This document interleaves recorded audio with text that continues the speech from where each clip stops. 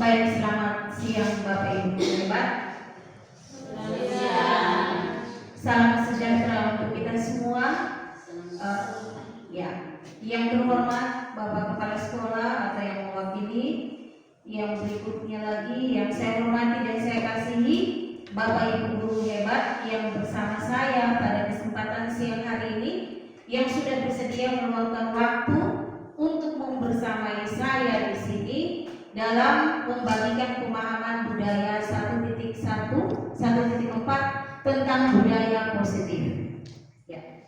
Pertama-tama patut kita haturkan puji dan syukur kehadiran Tuhan Yang Maha Esa karena atas berkat perlindungan dan bimbingannya pada siang hari ini kita masih diberikan kesempatan dan waktu, dan terutama masih diberikan kesehatan, sehingga siang hari ini kita kembali berkumpul di tempat ini dalam keadaan sehat dan semangat. Baik, Bapak Ibu guru hebat, sebelum kita mulai dengan kegiatan inti, yaitu tentang membagikan pemahaman tentang budaya positif dari saya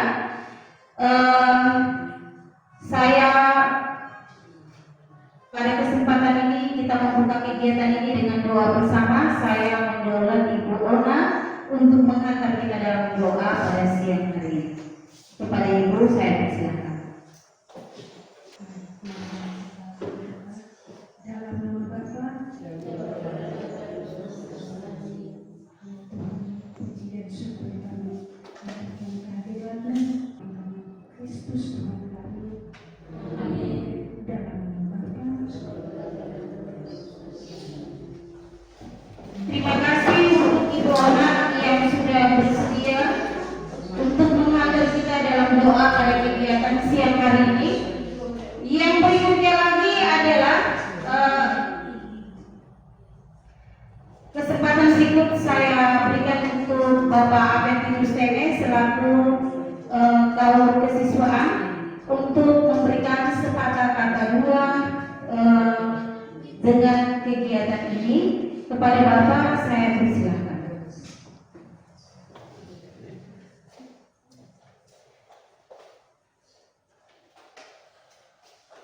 Ya, terima kasih atas kesempatan yang diberikan kepada saya. Saya mewakili kepala sekolah dan seluruh komponen SMP Santi Yosef Komisi, Dewan Guru dan pegawai tata usaha. Ini kesempatan baik untuk kita bagaimana kita berkompetensi dalam kurikulum Merdeka Belajar ini, dan ini kita dituntut untuk kita belajar lebih kreatif dan lebih aktif di dalam mengembangkan kurikulum Merdeka Belajar ini. Karena itu kami atas nama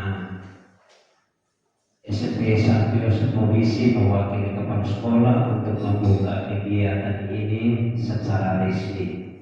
Sekian dan terima kasih. Saya mengembalikan. Baik, terima kasih untuk Bapak Aven selaku Wakasek kesiswaan di sini yang sudah membuka kegiatan ini. Untuk kegiatan selanjutnya saya mulai dengan kegiatan inti, yaitu mensosialisasikan atau saya berbagi pemahaman saya tentang budaya positif. Ya, di sini saya meminta waktu kurang lebih 1 jam hanya untuk membagikan pemahaman kita tentang apa itu budaya positif, di mana budaya positif ini adalah hal yang menurut saya, mungkin juga dari Bapak Ibu guru semua yang ada di sini, bahwa itu bukan hal yang asing, ya. Budaya positif ini di sini ada konsep inti budaya positif. Yang pertama adalah tentang perubahan paradigma belajar, yang kedua disiplin positif, yang ketiga nilai-nilai kebajikan, yang keempat tentang kebutuhan dasar, yang kelima motivasi perilaku, yang keenam posisi kontrol guru, dan yang ketujuh motivasi. Yang ketujuh nanti tentang segitiga restitusi. Maaf di sini saya belum. Yang berikut kita mulai dengan pembelajaran dengan paradigma baru. Bapak Ibu guru semua, berbicara tentang pembelajaran dengan paradigma baru ini merupakan pembelajaran yang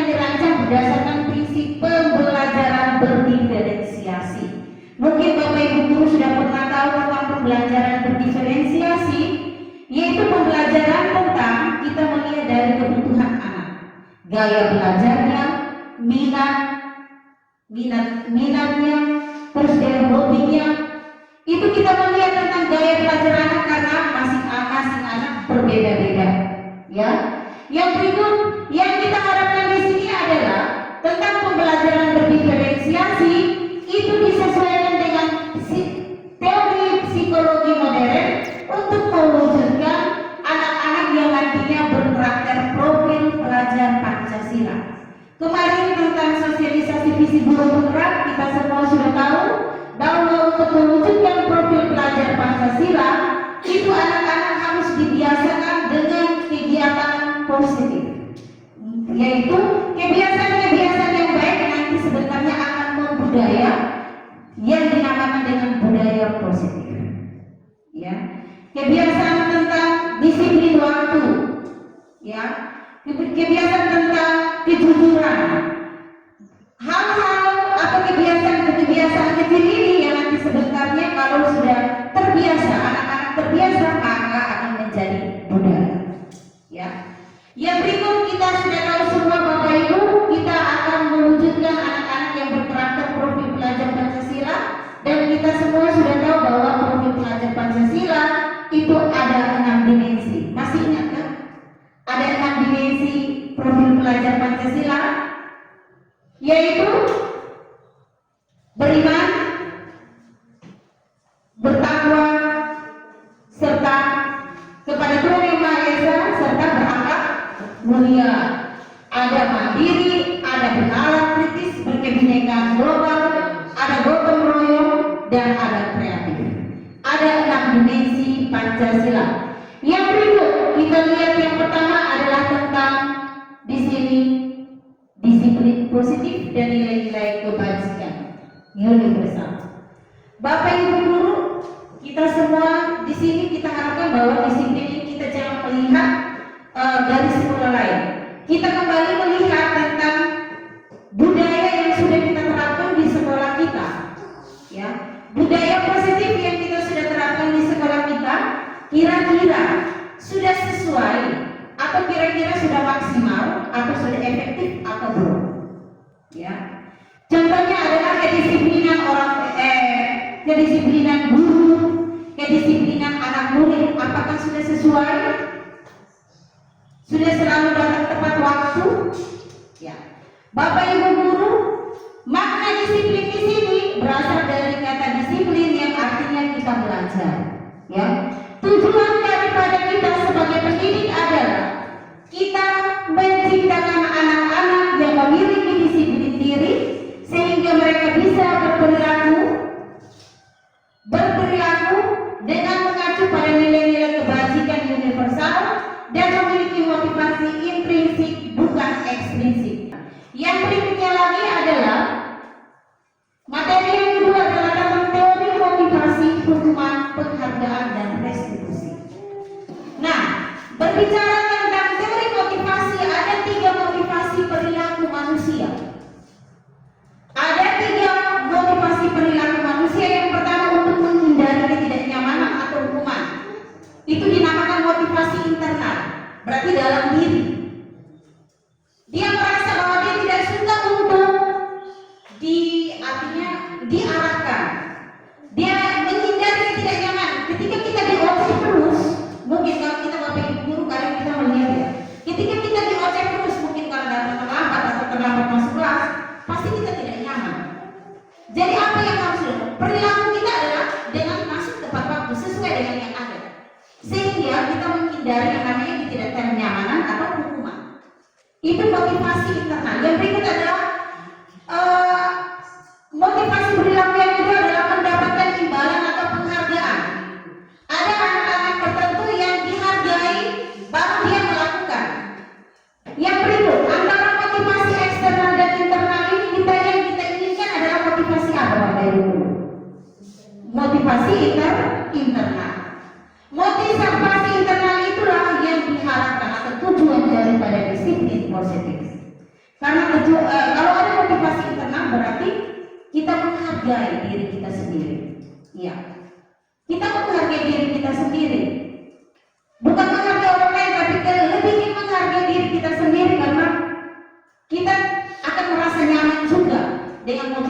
externally. Ya. Yang berikutnya lagi adalah saya mau tanya, antara hubungan dan konsekuensi ada perbedaan atau tidak? Kalau berbicara di sini di bagian atas, hubungan dan konsekuensi ada perbedaan? Bapak Ibu guru? Hubungan berbeda dengan konsekuensi. Ya. Ini yang kita harus tahu. Dua hal ini kita kadang menyamakan bahwa ini sama.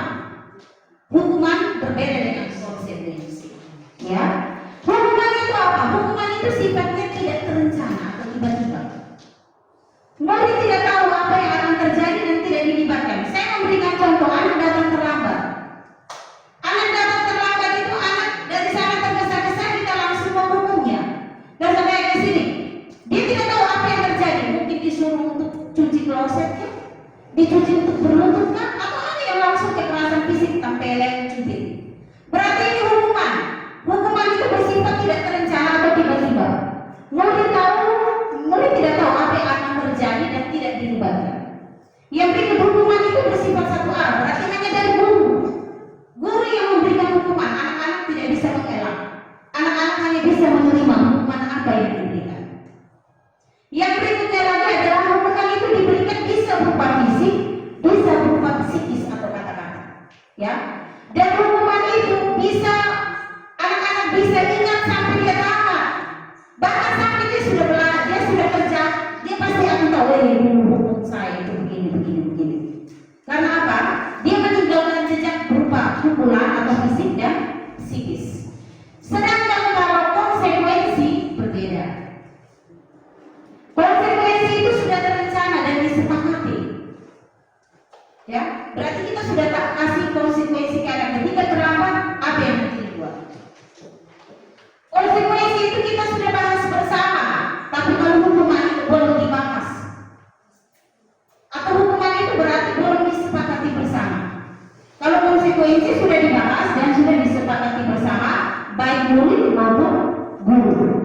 Yang berikut adalah umumnya bentuk-bentuk konsekuensi itu dibuat oleh pihak sekolah atau guru, dan murid sudah mengetahui sebelumnya konsekuensi yang akan diterima bila ada pelanggaran. Yang berikut pada konsekuensi murid tetap tidak dibuat nyaman, tetapi untuk jangka waktu yang tidak lama.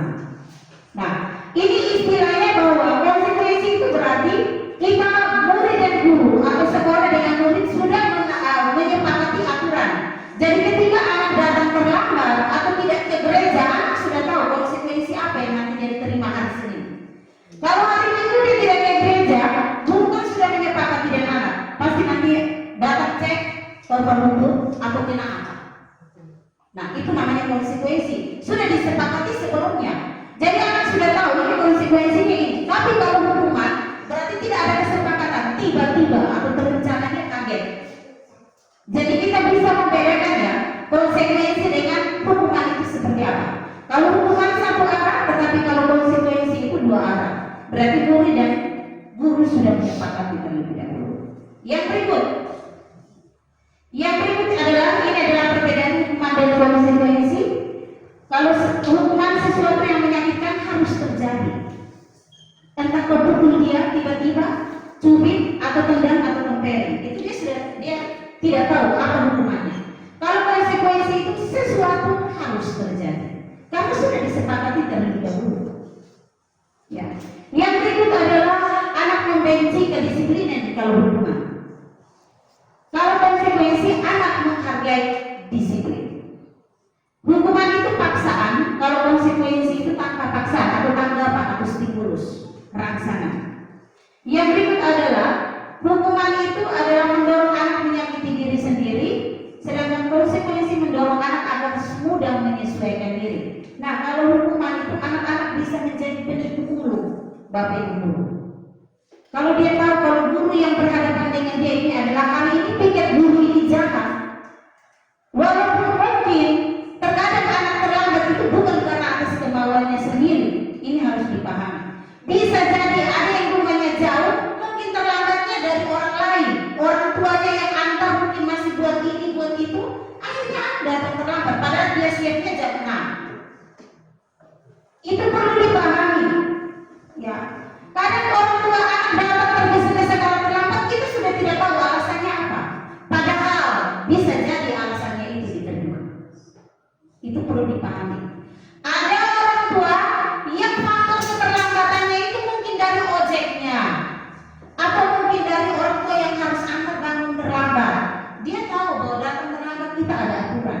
Tetapi kita tidak tahu sampai di situ. Itu yang namanya hukuman satu anak. Perlu dipahami. Ya, mungkin di sini Bapak Ibu guru bisa memberi pengertian. Jadi alasan itu bisa datang, anak-anak itu bisa saja beralasan. Tetapi kalau hukuman, anak-anak itu bisa jadi penipu guru. Iya, harus bisa dipercaya.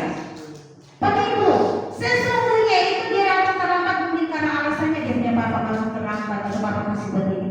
Tapi karena dia sudah tidak diterima, dia bisa saja omong kosong sembarang. Itu namanya hukuman. Jadi ini yang kadang Bapak Ibu guru kita diharapkan untuk bisa memilih, memilah. Jangan langsung tak, kita langsung seperti. Sedangkan hukuman itu kita marah. Kita rasa seperti anak itu bersalah atau tak, terus kita mempermalukan anak. Yang berikut merasa tak dihargai. Anak-anak merasa karena apa dengan kata-kata. Itu hukuman. Kadang juga kita tidak menyadari lagi, kau ini sudah terbiasa. Tak. Itu sesungguhnya tidak boleh. Ya. Makanya saya bilang kenapa ada hukuman? Hukuman itu berarti anak itu bisa ingat dalam jangka waktu panjang. Kalau konsekuensi anak ingat, dia tidak nyaman tetapi jangka waktunya dia secepat itu melupakan. Tetapi kalau hukuman seperti ini. Jadi ini adalah konsekuensi dari hukuman. Bapak Ibu, saya melihat ini. Boleh kita semua fokus? Bapak Ibu bisa melihat ini. Mencatat 100 kali di dalam buku kalimat. Saya tidak akan terlambat lagi. Saya tidak akan terlambat lagi. Selama 100 kali. Menurut Bapak Ibu itu hukuman atau konsekuensi? Kita menyuruh anak mencatat 100 kali di buku. Saya tidak terlambat lagi. Saya tidak terlambat lagi. Saya tidak terlambat lagi. Itu konsekuensi atau hukuman? Oke, nanti kita lihat jawabannya. Konsekuensi ya. Yang berikut, lari mengelilingi lapangan basket 2 kali karena terlambat hadir di sekolah. Lari mengelilingi hukuman, oke. Murid diminta untuk push up 15 kali karena tidak menggunakan masker ke sekolah waktu itu. Konsekuensi atau hukuman? Jangan salah. Hukuman, oke. Menggantikan kertas tugas teman yang telah dicoret-coret. Konsekuensi. Membersihkan tumpahan air di meja tulis karena tersenggol pada saat belajar. Murid disuruh untuk mengenakan sepatu seharian, untuk tidak ya, sesungguhnya tidak. Murid disuruh untuk tidak mengenakan sepatu seharian di sekolah karena tidak mengenakan sepatu hitam. Berarti satu hari yang dia tidak pakai sepatu karena dia tidak taat peraturan tidak mengenakan sepatu hitam. Konsekuensi atau hukuman? Benar? Tadi saya sudah menjelaskan apa itu konsekuensi, apa itu hukuman. Lari mengelilingi lapangan basket 2 kali karena terlambat 10 menit untuk pelajaran PJOK. Hukuman atau konsekuensi? Oke, ini jawabannya. Itu jawabannya. Mencatat 100 kali itu hukuman Bapak Ibu, bukan konsekuensi. Yang berikut, lari mengelilingi lapangan basket itu hukuman. Ya, murid diminta push up hukuman. Berupa fisik itu hukuman semua. Ya. Yang berikut, menggantikan kertas tugas teman yang telah dicoret-coret, konsekuensi. Dia sudah tahu itu dia salah. Dan itu jawaban. Lari mengelilingi lapangan basket 2 kali itu konsekuensi. Karena tentu pasti sudah ada aturan dengan guru PJOK terlebih dahulu. Yang berikut sekalian juga lari mengelilingi 10 menit itu biasanya PJOK sebelumnya ada pemanasan. Dianggap lari itu 10 menit itu pemanasan karena udah terlambat. Konsekuensi bukan hukuman. Kita harus bisa membedakan mana hukuman, mana konsekuensi. Sebelumnya ya. Oke, baik. Restitusi. Oke, restitusi ini dari sebentar saya bisa jelaskan sampai kita agak. Yang berikut adalah keyakinan kelas. Bapak Ibu guru, kita di sini diharapkan untuk melakukan yang namanya keyakinan kelas. Keyakinan kelas itu kenapa harus dibuat? Kenapa bukan aturan? Keyakinan kelas itu sama dengan yang tadi, hukuman dan konsekuensi. Keyakinan kelas itu berarti dibuat secara bersama-sama dengan anak murid. Harus dilakukan.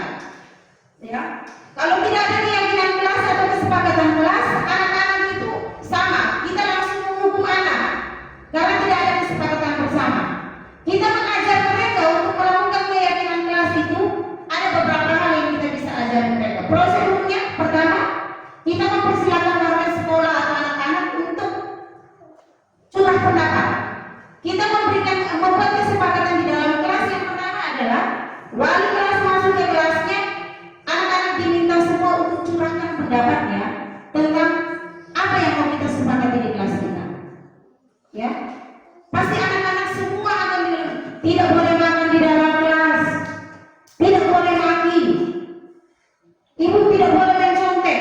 Itu semua kita harus terima saat membuat kesepakatan kelas. Dituliskan Bapak Ibu guru. Setelah mereka semua menuliskan keyakinan mereka ini, maka kita akan membuat yang tadi bilang tidak boleh maki, ya, atau bilang ibu tidak boleh buang sampah sembarangannya, tidak boleh atau jangan buang sampah. Setelah mereka sudah tuliskan keyakinan kelas mereka, mereka semua sudah kasih pendapat, kita tuliskan, jangan bilang tidak boleh, tidak, ya. Mari kita itu membuat keyakinan kelas masing-masing. Setelah sudah mereka tuliskan, kita bawa ke kalimat positif. Anak-anak kan tadi seperti bilang, tidak boleh buang sampah sembarangan. Jangan pakai kata tidak boleh atau jangan pakai kata jangan. Tidak boleh buang sampah sembarangan. Karena kalau memakai kata tidak boleh atau jangan itu kalimat negatif. Anak-anak seperti takut. Itu seperti apa? Menghukum anak. Anak-anak harus diberikan kebebasan. Kita setelah mereka menghafal, mereka menyebutkan satu persatu, contohnya tidak boleh membuang apa, ibu jangan membuang sampah sembarangan. Itu kita harus pakai kalimat positif. Buanglah sampah pada tempatnya. Kalimat positif. Setelah anak-anak sudah menyebutkan buanglah sampah pada tempatnya. Yang berikut contohnya bilang jangan mencuri. Anak-anak pasti sebut bilang tidak boleh mencuri ibu. Kita tuliskan. Setelah tuliskan, kita mengajar mereka untuk melihat kembali kalimat positif. Hargailah barang milik orang lain. Contohnya, iya, menghargai barang milik orang lain. Berarti mereka sudah tahu jangan mencuri, jangan merobek, jangan buat ini, jangan mengambil ini. Iya, itu kalimat positif yang perlu kita tahu. Setelah dari situ ada banyak contoh, ya. Jangan makan di dalam kelas, ya. Kita mengarahkan kalimat positif, ya. Makanlah pada waktu istirahat atau makanlah di luar kelas. Jangan bilang tidak boleh makan, tidak boleh kata pakai jangan dengan tidak boleh, itu kalimat negatif. Itu seperti kita menghukum anak. Ketika mereka melakukan kesepakatan dan kita sudah tulis di satu banner besar kemana, di satu karton besar. Ketika anak-anak mau menyontek satu ujian, dilihat kembali dia harus kesepakatan keras. Dengan sendirinya dia akan berusaha untuk tidak. Setelah kita sudah mengajak anak untuk membuat kalimat positif, kita mengajak anak untuk melihat nilai-nilai apa yang terkandung di dalamnya. Ya, contohnya buanglah sampah pada tempatnya. Anak-anak, kira-kira nilai kebaikan apa yang ada pada buanglah sampah pada tempatnya? Apa nilai kebaikan itu nilai apa? Bapak Ibu guru, kebersihan. Setelah itu bilang kalau bersih tentu kita sehat. Iya, kebersihan berarti semua. Kalau nilai kebersihan selain kita membuang sampah, jangan mencoret tembok, papan dan lain-lain. Itu juga nilai kebersihannya ada, sehingga kita nyaman. Yang berikut, setelah dari situ jangan mencontek. Setelah kita sudah buat kalimat positif, maka kita bawa anak-anak jangan mencontek. Itu nilai apa yang terkandung di dalamnya? Kejujuran. Nanti yang ibu kejujuran, ya. Nilai itu yang nanti kita tulis, kejujuran. Kejujuran itu banyak. Mengambil barang milik orang lain juga itu tidak jujur. Nanti kita langsung buat kelompokan. Kejujuran itu bukan hanya menyontek, apa saja. Kita dengan mereka akan aktif. Bapak Ibu, kemarin saya melakukan kegiatan keyakinan kelas di samping kelas dan anak-anak sangat aktif. Baru mereka paham sekali. Dan itu sudah kesepakatan, tinggal kita cetak buat sebaik mungkin sehingga ketika anak-anak mau makan saja kulit tidak seperti dia buang, dia mungkin langsung ingat. Kan dia sendiri yang mendapati. Oh iya, jangan buang sampah, angkat, buanglah sampah.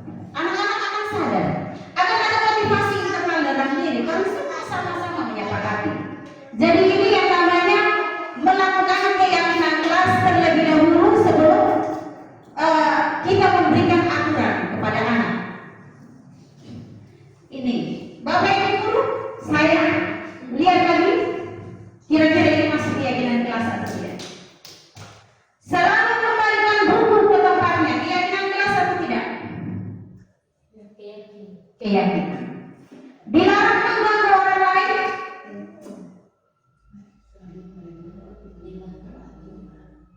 Dilarang mengganggu orang lain, tapi ibu-ibu seperti ini. Keyakinannya seperti nilai yang terkandung di dalamnya. Sesungguhnya ya, selalu kembalikan buku ke tempatnya, nilainya adalah tanggung. Kita melatih anak untuk tanggung jawab. Dilarang mengganggu orang lain, berarti nilainya adalah menghormati orang lain. Ya, hadir di sekolah 15 menit sebelumnya berarti kita menghormati orang lain dan berkomitmen. Ini adalah nilai-nilai yang terkandung di dalamnya. Ketika kita sudah membuat kesepakatan dan anak, kita mengajar mereka untuk keyakinan apa yang ada di dalam kita punya kesepakatan. Bisa dipahami?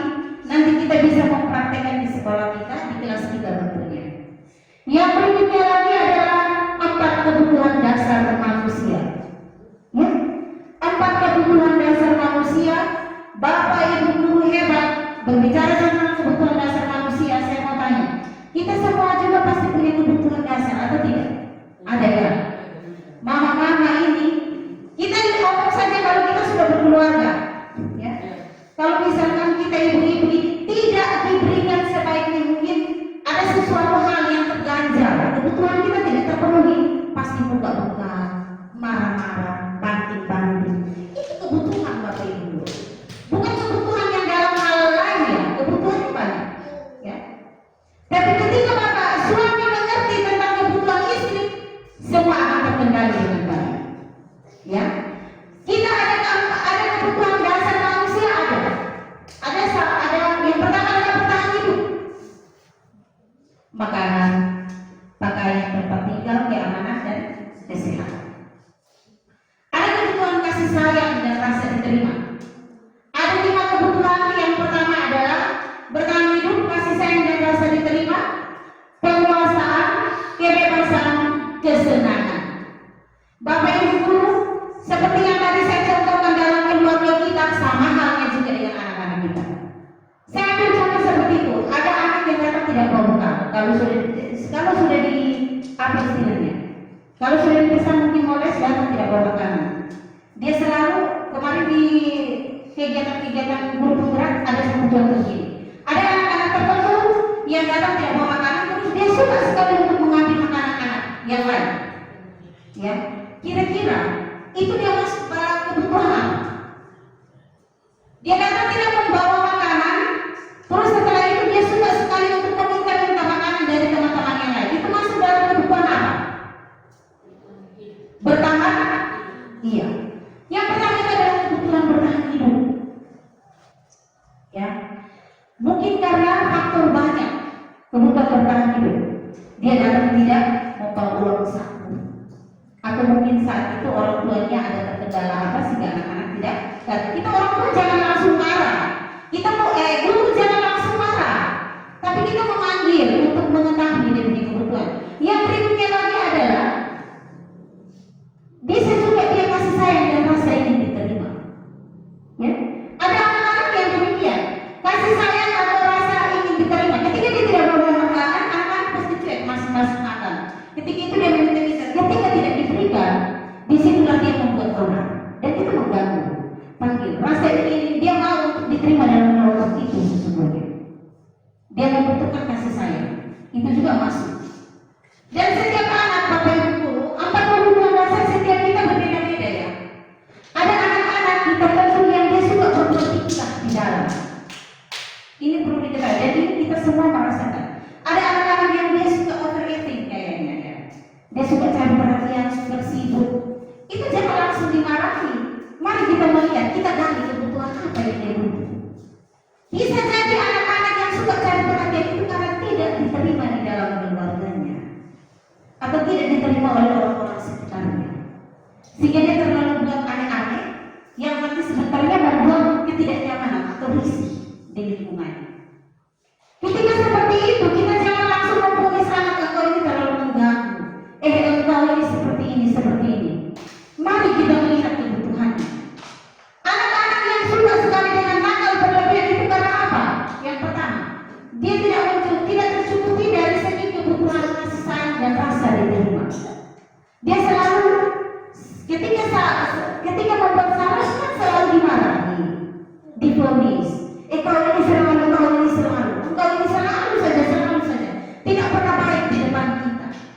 Nah, di sini cobalah dengan rasa keibuannya kita ke bapaknya kita panggil. Ketika kita berbicara selalu empat mata dan dengan halus, pasti dia mungkin mau mendengar. Dia dulu, ya. Ketika itu dia dulu, bapak ibu dulu. Yang berikut ada anak-anak yang dia menyukai kebebasan. Bapak ibu dulu ada anak-anak yang kita menjelaskan di depan, dia begini tetapi tidak fokus. Ada anak-anak yang dia seperti melamun. Ada anak-anak yang ini. Karena apa? Anak-anak itu dia membutuhkan kebebasan. Nah, berarti kita guru mengintrospeksi diri. Berarti mungkin kita harus merancang pembelajaran yang lebih menyenangkan. Karena dia suka kebebasan anak-anak itu. Dia tidak suka hanya itu saja. Ya, jadi itu kembali ke kita. Ada anak-anak yang seperti itu. Ada anak yang suka kesenangan.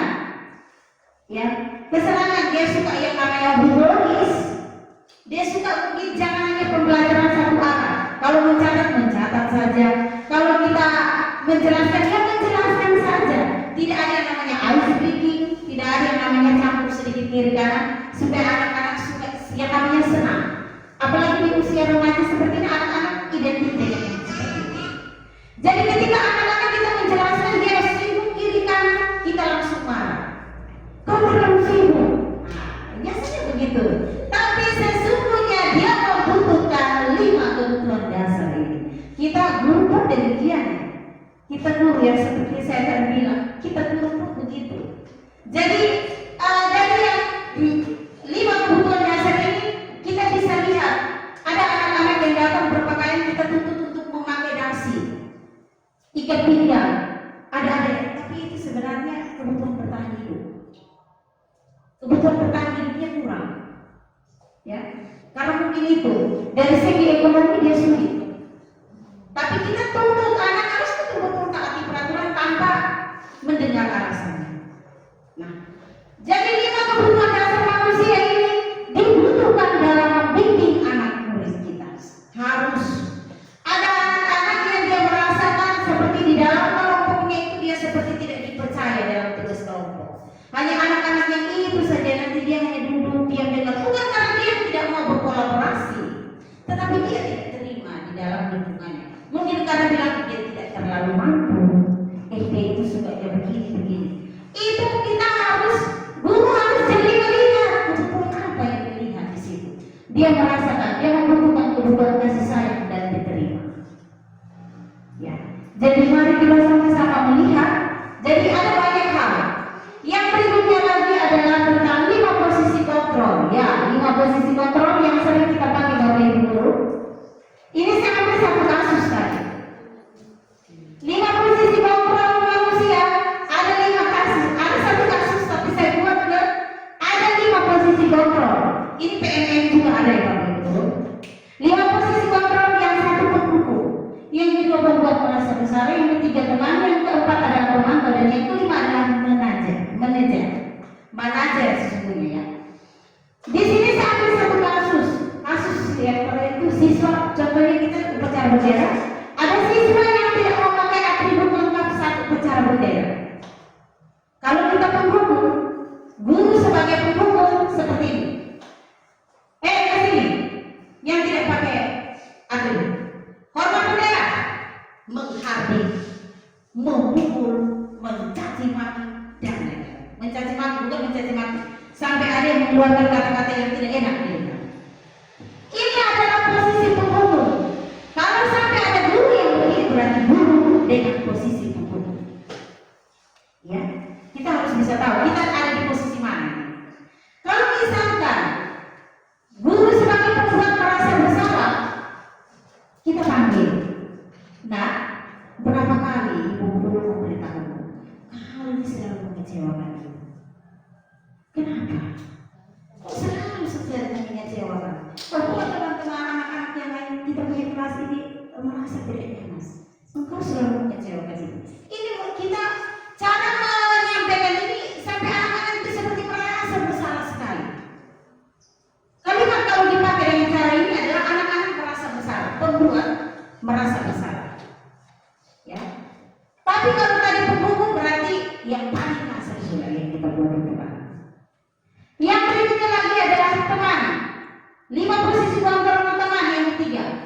Ini contohnya. Ayo dong, ikuti aturan sekolah. Ayo nak, ikuti aturan sekolah. Tolong bantu ibu ya. Kita biasa begitu. Tolong bantu ya. Tolong bantu ibu ya. Supaya kamu jangan ke rumah terus. Itu posisi teman. Kita melakukannya sebagai selayaknya dia itu teman. Ini kita omong satu kasus ya. Satu kasus tetapi kalimatnya yang ini. Ya. Yang berikutnya lagi adalah sudah, lain kali jangan berat ya. Biasanya begitu ya. Oke. Yang berikut pemantau. Posisi yang kelima dan keempat adalah sebagai pemantau. Kamu sudah melanggar peraturan sekolah. Kamu tahu konsekuensinya atau tidak? Kita tanyakan. Setelah upacara hari Senin beli atribut ya. Setelah itu jangan diulangi lagi. Nah, kalimat-kalimat ini adalah kalimat-kalimat pemantau, guru sebagai pemantau. Yang kedua adalah yang diinginkan adalah manajer. Posisi kontrol yang ideal adalah posisi kontrol manajer. Kita guru diharuskan memakai posisi kontrol ini. Pertama kita panggil. Setelah kita panggil, nah, engkau tahu tidak kesalahanmu apa? Nanti dia sendiri menyebutkan, ya, kesalahanmu apa? Kira-kira bagaimana solusinya? Engkau bisa mengatasinya? Dia sendiri menjawab. Kita tanya dia jawab, sehingga nanti ke depan dia buat sesuai dengan jawabannya. Kira-kira engkau bisa atau tidak untuk membeli? Bisa dan lain-lain. Nah, ini saya mau tanya, Bapak Ibu guru, selama ini kita pakai 5 posisi kontrol. Di antara 5 posisi kontrol seperti ini, Bapak Ibu guru lebihnya pakai posisi kontrol yang mana?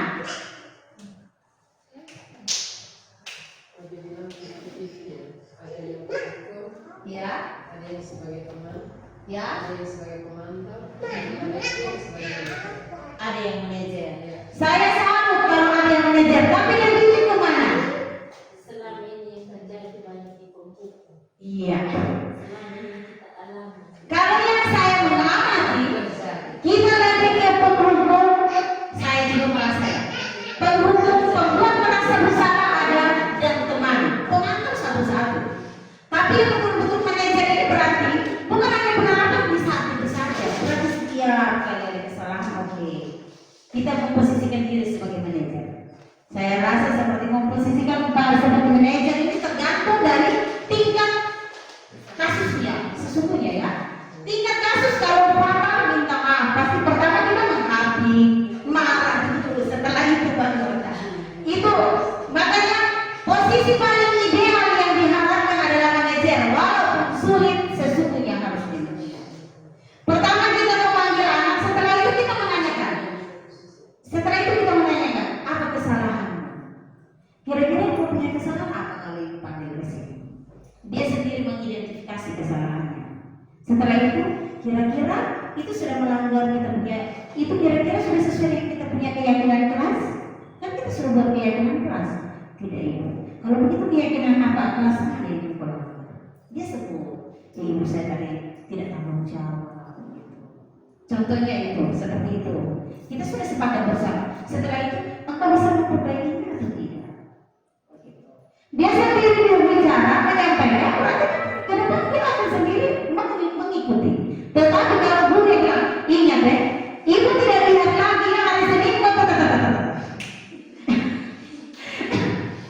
atau tidak? Bapak Ibu guru, sadar tidak sadar bahwa ini betul-betul ingatan, bukan hanya satu kasus, anak datang terlambat saja. Kita dari sana rotani dulu. Kita rotani dulu, baru kita lanjut. Kamu ini sering itu selalu tidak bilang tidak ya. Dan ini yang saya harapkan, kita harapkan di sini kita sudah memiliki visi impian. Ke depan juga kita memposisikan diri sebagai manajer ke depan. Ya. Yang berikutnya lagi adalah yang terakhir ini segitiga restitusi. Ya. Yang berikutnya adalah kegiatan segitiga restitusi. Restitusi ini mungkin kalimatnya sangat, ini sudah biasa dengar di kalimatnya? Bapak sudah ya? Di PNM pasti ibu bapak pasti dengar kalimat atau pernah membaca berupaya untuk murid itu kita memperbaiki kesalahan mereka. Yang berikut, sehingga mereka itu bisa kembali pada kelompok mereka dengan karakter yang lebih kuat lagi. Restitusi itu juga merupakan proses kolaboratif yang mengajarkan murid untuk mencari solusi pada masalah mereka, ya, dan membantu murid berpikir tentang orang seperti apa yang mereka inginkan dan bagaimana mereka harus memperlakukan orang lain. Nah, Bapak Ibu guru, untuk melakukan penerapan segitiga restitusi itu ada 3 hal utama. Yang pertama adalah menstabilkan identitas bagian bawah, yang kedua adalah validasi tindakan yang salah, dan yang ketiga adalah kita menanyakan keyakinan anak. Segitiga restitusi itu ketika anak berbuat salah, contohnya, ya. Ketika anak berbuat salah, pertama kita harus menstabilkan identitas. Menstabilkan identitas itu seperti apa? Saya kemarin ada sedikit penerapan untuk menstabilkan penerapan segitiga restitusi untuk anak kita Nova dengan yang dari stop putih-putih. Itu saya ambil satu kasus bahwa ibaratnya Nova bertengkar dengan temannya di sekelas. Ketika Nova bertengkar sampai mengeluarkan kata kotor, saya memanggil. Ketika dia masuk, saya bilang silakan masuk. Ada hal yang perlu kita bicarakan. Ini menstabilkan identitas yang pertama. Nova, tadi ibu mendengar atau ibu mendapat laporan dari ketua kelas, engkau bertengkar. Pasti dia jawab, iya ibu saya bertengkar. Oke. Kita langsung jangan marah. Kita menstabilkan identitasnya dulu. Identitas dari yang merasa bersalah. Kalau dia sudah membuat salah, otomatis dia merasa seperti dia gagal. Kita menstabilkan identitas dan identitas gagal ke identitas yang sukses. Dengan kalimat seperti ini, membuat salah itu manusiawi. Semua orang pasti membuat salah. Ibu juga tentu pasti akan berbuat salah, ya. Tetapi bukan berarti engkau harus bertengkar terus-menerus dengan temanmu sampai mengeluarkan kata kotor dan lain-lain, ya. Di sini ibu tidak akan marah. Mari kita carikan solusi bersama. Ini namanya namanya menstabilkan identitasnya dulu. Supaya dia nyaman, dia tidak takut. Tapi ketika kita sudah marah yang dahulu, anak tidak akan jujur mengatakan. Ketika kita menstabilkan identitas membawa dia jauh, berarti kita menghilangi dia sampai di dalam dia punya mata batin. Dia akan jujur mengatakan apa yang dia rasakan. Itu yang namanya menstabilkan identitas. Setelah menstabilkan identitas, kata-kata yang harus dipakai adalah Bapak Ibu guru ketika anak membuat salah, kata-kata yang harus dipakai adalah pakai kata ini. Setiap orang pasti pernah punya kesalahan. Itu berarti dia seperti ada kekuatan. Oh ya, pasti kita pernah buat salah. Tapi ketika kata ini muncul, tidak apa-apa. Setiap orang pasti memiliki kesalahan. Ibu juga pasti mengalami. Dia merasa seperti ada kekuatan. Dan betul-betul dia tidak akan pernah menipu kita kalau kita tanya dia. Betul atau tidak? Pasti sadar tidak sadar, tapi kita bisa merefleksi bahwa betul. Kalimat ini yang perlu untuk ini. Ya. Setelah itu kita masuk ke validasi tindakan yang salah. Validasi tindakan yang salah itu seperti ini Bapak Ibu guru. Tadi engkau bertengkar pasti ada alasannya kan? Begitu. Pasti engkau buat begitu karena ada alasan. Iya. Nah, coba ceritakan. Setelah dia menceritakan, ya, validasikan tindakannya sudah salah. Setelah dia menceritakan validasi tindakan yang salah, setelah dia menceritakan, terus kita tanya, kira-kira kita langsung tanya seperti dia seperti ini. Tadi seperti Nova bertengkar dengan teman-temannya. Alasannya benar. Engkau marah karena mungkin dia sudah tidak menghargai engkau, maki-maki engkau, suka menjelek-jelekan engkau dan lain-lain. Oke. Tapi menurut engkau kira-kira itu benar atau tidak? Sesuai tidak dengan kita punya keyakinan keras. Nah, validasi tindakan yang salah itu berarti kita membawa dia sehingga nanti sebentar dia menanya dia melihat kembali dia punya keyakinan kelas itu. Setelah dia memvalidasi tindakan yang salah, masuklah dia pada menanyakan keyakinan. Saat menanyakan keyakinan, dia sudah menceritakan alasannya dia berbuat seperti itu, bertengkar dengan temannya. Kita menanyakan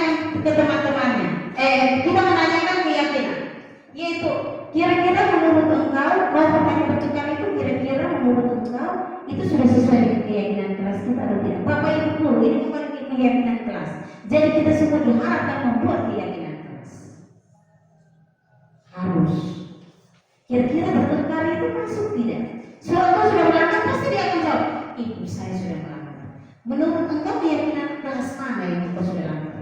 Saling menghargai. Karena dia sudah bertengkar, tidak menghargai nanti. Ketika saling menghargai tersebut, langsung ada bahasa lagi. Kira-kira engkau bisa memperbaiki masalah ini atau tidak? Bisa ibu. Dengan cara apa? Kita tanyakan ke dia, jangan kita yang memberikan solusi. Ya, jangan kita guru yang memberikan solusi. Tanyakan ke dia. Engkau sudah melanggar? Iya ibu, saya melanggar. Tanyakan nilai apa yang engkau langgar. Pasti dia jawab. Engkau bisa memperbaikinya? Bisa bu. Dengan cara dia sendiri menjawab. Bu, nanti saya minta maaf. Setelah itu saya berusaha untuk begini. Biasanya begitu. Oke. Setelah itu, terima kasih karena aku sudah memperbaikinya. Silahkan kembali ke kelas. Percaya akan melaksanakan dengan kegiatan. Percaya saja Bapak Ibu guru bahwa segitiga penerapan segitiga restitusi ini adalah tiga segitiga ini adalah betul-betul manjur untuk menyelesaikan masalah dengan anak. Percaya atau tidak percaya, ini manjur, ya. Jadi cara untuk membawa anak sampai dia jujur, berarti kita pertama adalah menstabilkan identitas dari identitas gagal ke identitas sukses dulu. Dengan kata-kata tadi, setiap orang pasti punya masalah, ya. Ibu juga melakukan hal yang sama. Seandainya ibu di posisi kayak engkau, dia marah-marah itu pasti ibu juga akan melakukan hal yang sama. Setelah itu validasi tindakan yang salah, yaitu dengan kata-kata apa? Engkau melakukan pasti ada alasannya. Coba ceritakan. Itu validasi tindakan. Setelah itu menanyakan, oke, engkau tadi buat begitu benar. Ibu senang karena engkau hanya memaki-maki, mungkin mengeluarkan, tidak sampai bermain fisik. Tetapi apakah menurut engkau itu sudah sesuai dengan kita punya keyakinan kelas atau tidak? Nanti dia sendiri menjawab. Ya. Ini adalah tiga penerapan segitiga restitusi Bapak Ibu guru hebat. Dan dengan demikian maka saya punya kegiatan tentang disiplin berbagi pemahaman tentang budaya positif sudah selesai. Mungkin di sini Bapak Ibu guru mungkin ada yang mau memberikan usulan atau mungkin ada yang mau sedikit berbagi pengalaman tentang kegiatan-kegiatan, mungkin tentang 5 posisi kontrol kan? Atau cara memperlakukan anak saat menyelesaikan masalah.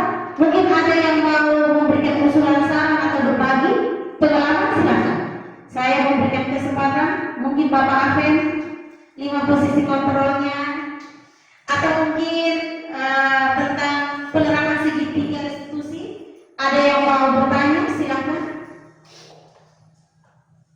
Atau ada yang mau bertanya tentang 5 kebutuhan dasar manusia. Mungkin ada anak-anak yang begini, itu kita mau menangani bagaimana? Coba kita carikan solusi. Adakah? Bapak Ibu guru hebat? Ya, silakan Ibu Nela. Terima kasih karena sudah mau untuk berbagi. Iya. Baik, terima kasih atas waktu yang diberikan. Di sini saya ingin berbagi pengalaman saya. Iya. Tentang 5 posisi kontrol. Iya. Hukum, pemantau, teman dan pemantau di situ, terus manajer. Di sini yang saya biasa, sebenarnya di sini saya sudah sebagai seorang guru. Iya. Di sini saya biasa memang kebanyakan kita melakukan yang di bagian posisi yang pertama. Iya. Sebagai penghukum ya. Tapi di sisi lain juga setelah saya menghukum anak itu, sebagai pribadi saya sendiri, saya merasa itu juga saya bersalah. Sebenarnya mau melakukan hukuman bersalah, tapi kalau kita tidak lakukan hukuman juga, anak itu semakin berubah. Nah, dari situ makanya saya katakan begini, dengan cara sudah merayu secara lembut, sebagai seorang ibu kita merayu, tapi anak itu pun tetap pada pendiriannya tidak mau berubah. Jadi terakhir saya bilang, mungkin saya dengan hukuman seperti ini dia akan berubah atau tidak.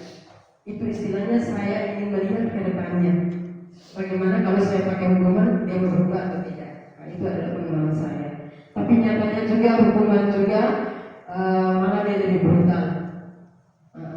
Kalau kita memanggilnya secara halus, secara hiburannya, kita juga sebentar dia menganggap hal itu adalah hal yang menggila.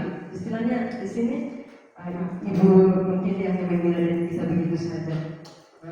Seterusnya juga dia akan melakukan hal yang sama. Itu caranya mau bagaimana lagi? Kendala saya sudah habis, istilahnya mau mengatasi hal itu, saya sudah kewalahan. Terima kasih saya kembali. Iya. Terima kasih, tepuk tangan untuk Ibu Nela. Ya, untuk Ibu Nela kita satu lembaga, untuk kita tahu kita sering berhadapan dengan anak-anak yang bervariasi, tapi kita tahu juga anak-anak mana yang dia suka sekali membuat kasusnya melampaui. Nah, di sini kesabaran kita dibutuhkan. Maka itu ada 5 posisi kontrol ini yang kita harus tahu bahwa kita di posisi mana. Ya, yang tadi yang kita diharapkan guru itu harus ada di posisi kontrol paling ideal, yaitu manajer. Apapun bentuknya. Kemarin pertanyaan berbagi pengalaman dari Bu Nela itu sama dengan yang kami keluhkan di kegiatan kami saat kami kegiatan ruang kolaborasi dengan kami punya fasilitator. Banyak hal. Maka tadi saya bilang tergantung kasusnya. Iya. Kalau ada kasusnya yang masih bisa untuk diatur, ada kasus yang lebih lagi. Bapak Ibu guru, bagaimana kalau kasus itu anak memaki guru? Contoh. Itu kasus paling berat. Benar atau tidak? Kemarin itu juga sempat kami tanyakan ke fasilitator. Ya. Bagaimana kalau sampai murid-murid kalau sampai mengeluarkan kata-kata kotor untuk gurunya? Fatal. Itu memang posisi kontrol yang dipakai, jangankan manajer, jangankan yang penghukum semua. Iya. Nah, itu dia. Tapi di sini Ibu Nela, anak-anak kita memang bervariasi. Jika demikian, mari kita lihat kebutuhan. Tadi kebutuhan dasar. Iya. Yang tadi seperti Ibu Nela mengatakan bahwa sudah sampai yang kita gali ke dalam keluarganya, harusnya menggali. Kalau ada anak-anak yang seperti itu, harusnya kita menggali sampai ke keluarganya dan lingkungan keluarga. Harusnya. Karena ada anak-anak yang demikian, kenakalannya sampai itu mungkin karena yang tadi, lebihnya yang kenakalan melampaui itu karena kasih sayang. Dia membutuhkan rasa kasih sayang atau ingin diterima. Mungkin karena anak itu terlalu nakal, kan sering langsung orang tua punya cara didik pukul-pukul, lama-lama sudah biasa. Biasanya begitu. Didikan yang keras itu membiasakan anak, tergantung. Tapi kalau dia harus dia keluar dari sekolah rumahnya juga, dia akan seperti itu. Dia mudah untuk dikendalikan. Tetapi kalau ada anak-anak yang dia demikian, sampai kita butuh juga kewalahan untuk menghadapinya, kembali lagi kita melihat kebutuhan dasarnya. Ya, ada anak-anak yang demikian karena kebutuhan dasarnya itu tidak terpenuhi, Bapak Ibu. Ya, kita gali ke keluarganya, kita tanya. Biasanya itu di sana bagaimana? Bapak dan Mama? Nah, coba. Tiap hari Bapak kerja apa? Mama kerja apa? Kamu berapa orang? Kadang kalau anak banyak juga cara mendidik itu juga kadang tidak maksimal. Ada yang nanti bilang ini mama yang pilih kasih, bapak itu pilih kasih begitu. Nah, anak-anak merasa tidak diterima dalam keluarganya, maka dia keluar pun akan menjadi ganas. Mari kita gali ke kebutuhan dasarnya. Ya, maka tadi saya bilang saya untuk menjelaskan karena kesinambungan. Rumput dari yang hukuman dulu dan konsekuensi setelah itu saya ke kebutuhan dasar anak, baru saya ke 5 posisi kontrol, baru terakhir saya ke penerapan segitiga restitusi. Dari sini, tetapi yang diharapkan adalah sesusun-susunnya kita dulu. Posisi kontrol paling ideal yang harus kita pakai adalah posisi kontrol manajer. Pasti banyak kasus, pasti banyak hal, karena banyak karakter dan banyak perbedaan dari anak-anak kita. Ya Bapak Ibu, ada lagi yang mau berbagi mungkin dari Bapak? Ya? Sudah? Pas? Oke baik. Maka dengan demikian kegiatan kita pada siang hari ini sudah selesai. Bapak Ibu guru hebat, saya meminta permohonan maaf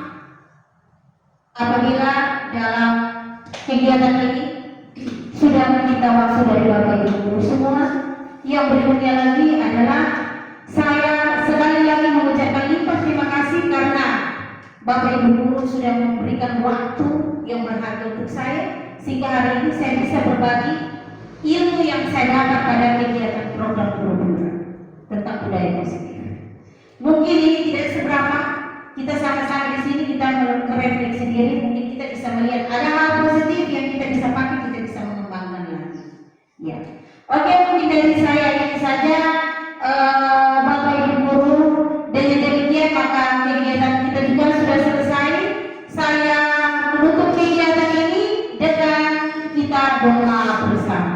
Silakan Ibu Ana dan Bapak, apa yang saya doakan untuk menutup kegiatan kita pada siang ini.